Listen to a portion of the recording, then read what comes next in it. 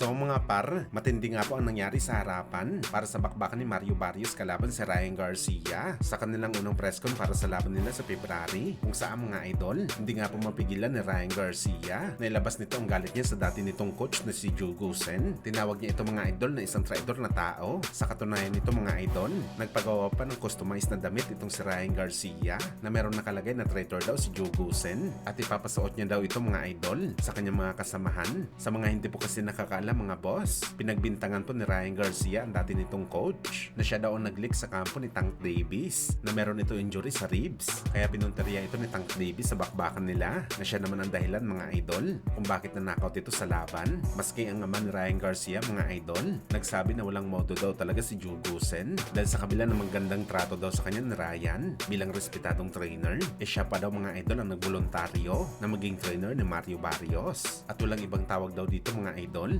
kundi isa itong traidor. Dagdag pa ni Ryan mga idol, akala daw ni Mario Barrios makakatulong daw ng malaki si Joe Goosen sa kanya para manalo sa laban. Kahit ilang Joe Goosen pa daw mga idol ang magturo kay Barrios, knockout pa rin daw ang abutin nito sa kanya sa bakbakan. At sa bakbakan ni Ryan Garcia at Mario Barrios mga idol, pumayag po ang WBC champion sa hiling ni Bagito na magsuot daw sila pareho ng 8 ounce na gloves sa bakbakan. Sa welterweight na laban kasi mga idol, 10 ounce na kapal ng gloves ang sinusuot ng boxer. Pero kung masa si Barrios mga idol, sa 8 ounce ang kapal na gagamitin nila ni Ryan Garcia sa bakbakan. Pang lightweight lang ito mga idol. Gusto ko sin ni Ryan ng 8 ounce na gloves para magkasakitan daw talaga sila ni Barrios. Patibayan na lang daw sa bakbakan sa manipis na gloves.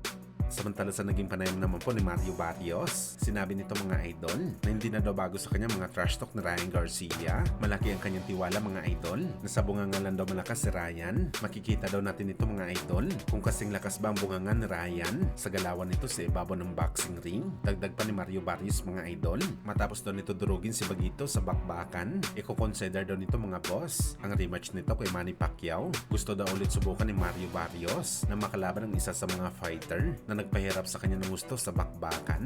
Pero hindi lang ito ang dahilan mga idol kung bakit gusto pa talaga makalaban ni Barrios si Pacman. At isa sa mga rason dito mga boss, gusto pumaldo ulit ni Barrios kay Boss Manny sa bakbakan. Sa kabilang banda naman mga boss, prangka nga po na sinabi ng ating pambansang kamao Manny Pacquiao sa mga batang boxer na sumasabak ngayon sa pro, partikular na sa mga alaga nito sa MP promotion, ang mga MP boys. Ano yan ni Pacman?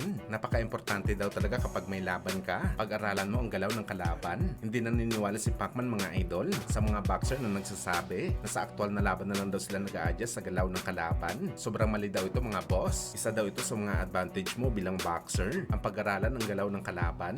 Hindi naman sinasabi ni Pacman na uubusin mo ang oras mo sa galawan ng kalaban. Tignan mo lang daw mga idol ang hobby ng estilo ng kalaban. Kumbaga ang palagi nito ginagawa na atake dahil magbago man daw ang game plan ng kalaban mga idol. Pero ang hobby daw nito na suntok, gagawin at gagawin niya daw sa bakbakan nyo. Saka mo daw kontrahin ang hobby nito na suntok. Ito daw ang teknik ni Pacman. Bakit marami na ito naabot sa boxing sports? Well, napakagandang advice nga ito mga idol ang sinabi ni Boss Manny sa mga alaga nito. Sa tagal nito sa bakbakan sa ibabaw ng boxing ring, naisip nito ang ganito kaganda na teknik sa bakbakan.